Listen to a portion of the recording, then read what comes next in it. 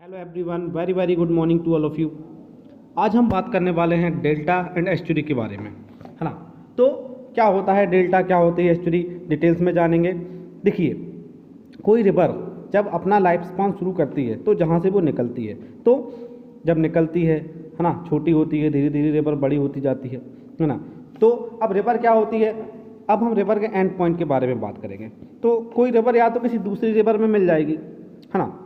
दो तरीके से एंड हो सकती है, अगर कोई एक रिवर है और वो जा रही है किसी दूसरी रिवर में मिल गई वहाँ पे, या फिर क्या होगा कि वो डायरेक्ट ओशियन में जाके गिरेगी, है ना। अगर कोई रिवर किसी दूसरी रिवर में मिलती है तब भी उसको इन द एंड ओशियन में ही आना है, तो रिवर का एंड पॉइंट तो क्या है, ओशियन ही है। अब देखिए, ओशियन में जब कोई रिवर मिलती है ना, तो उसके दो अलग अलग लैंडफॉर्म बनते हैं, है ना।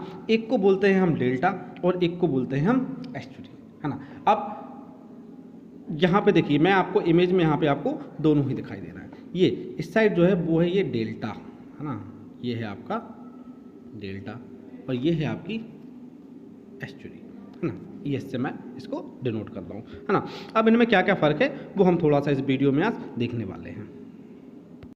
अब देखिए, यहाँ पे कोई भी रिवर होती है जब वो ऊपर माउंटेनियस रीजन से जब वो चलते हुए आती है ना, ये देखिए, मान लीजिए ये माउंटेनस रीजन है ना, यहाँ से कोई रिवर आ रही है तो बहुत स्पीड में आती है ना। अब जब स्पीड में आती है तो वो एक साथ चलती है ना।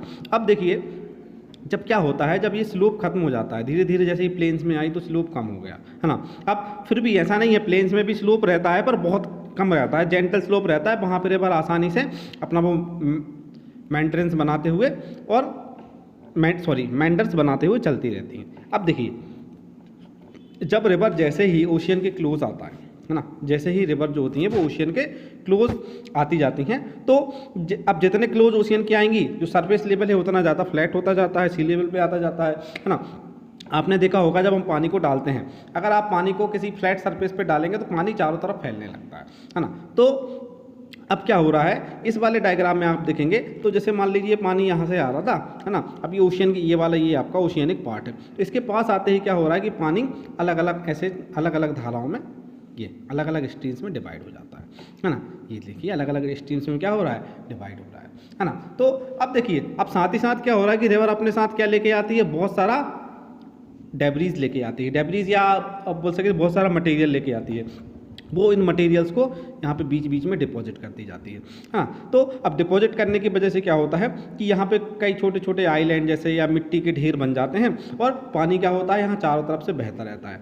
ये जो एरिया है वो काफ़ी बड़ा होता है, ऐसा नहीं है कि छोटा सा एक इमेज में आपको देख रहा है कि इतना बड़ा ही डेल्टा है, नहीं, ये बहुत बड़े एरिया में फैला हुआ होता है।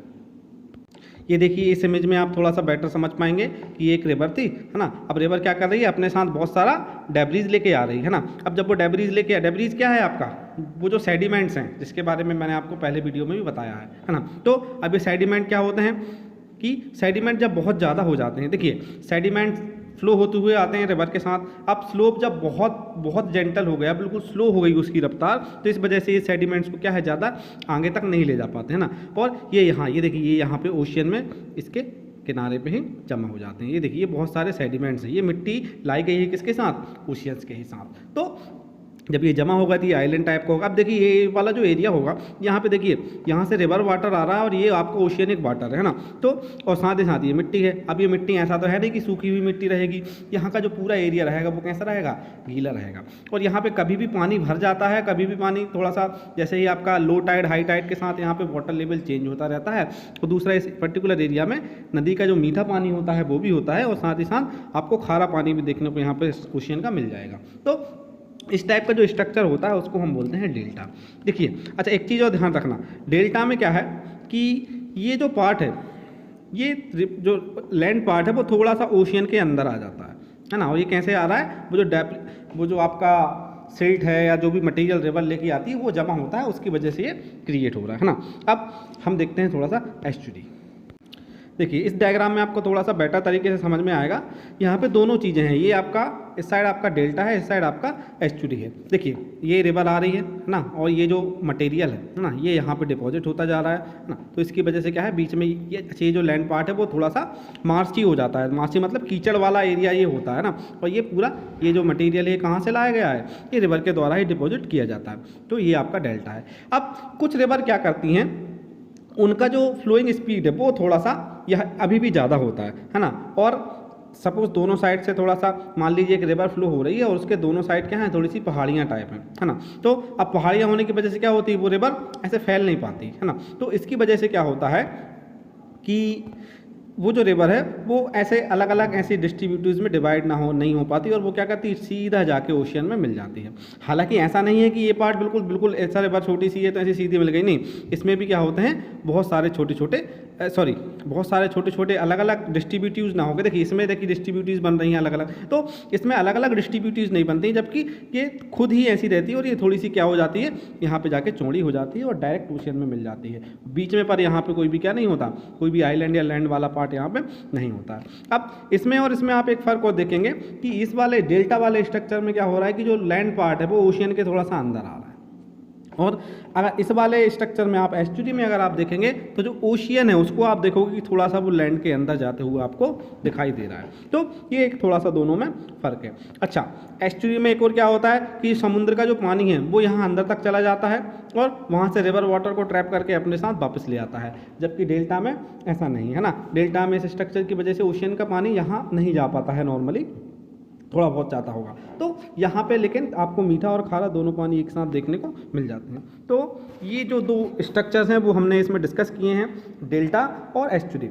अच्छा, जो डेल्टा होते हैं, कौन सी रिवर इंडिया में डेल्टा बनाती है, तो मेनली गंगा और ब्रह्मपुत्र मिलके दुनिया का, वर्ल्ड का सबसे बड़ा डेल्टा बनाते हैं, जिसको हम बोलते हैं सुंदरवन डेल्टा, है ना। आपने सुना भी होगा, एक मूवी है सुंदरवन नाम की, उसमें टाइगर्स के बारे में बताया गया है, तो देखिएगा, अच्छा मूवी।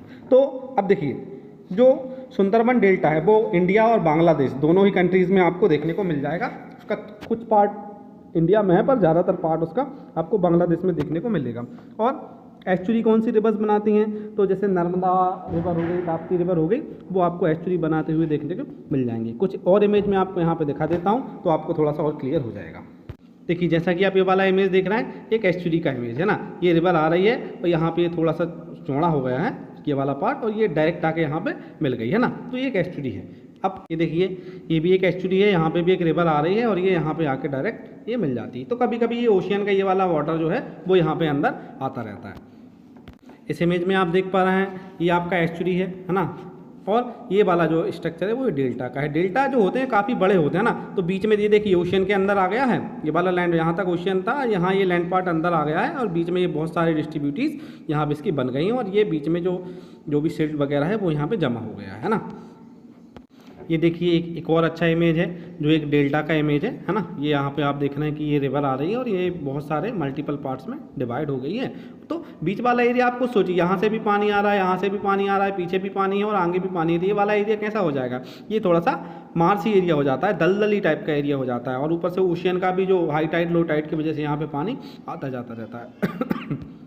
ठीक, तो ये था आज का हमारा वीडियो डेल्टा और एस्चुरी के बारे में, है ना। कोई डाउट हो तो आप उससे कमेंट में पूछ सकते हैं। Okay, thanks for watching.